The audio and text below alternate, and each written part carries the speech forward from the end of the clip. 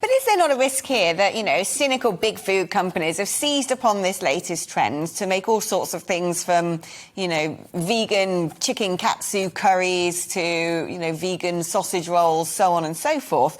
And at the end of the day, these food products are probably still using things like palm oil, which is causing huge amounts of devastation to natural habitat. They're laden with salts and sugars to make them taste palatable. And they're coming out of factories, chugging out super high emissions. Do you think that actually if people are going to follow the plant-based diet, that they need to be quite mindful of how they do it?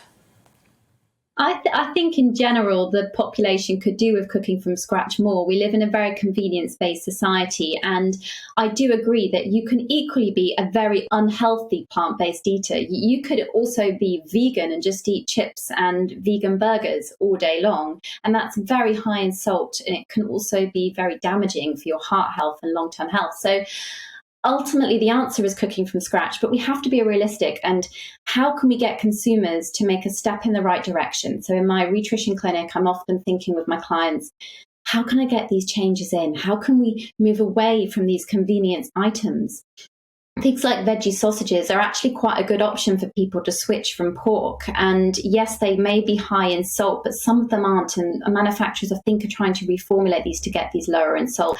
But as you quite rightly said, the answer in my eyes is definitely cooking delicious meals from scratch. What happened to traditional family favourites?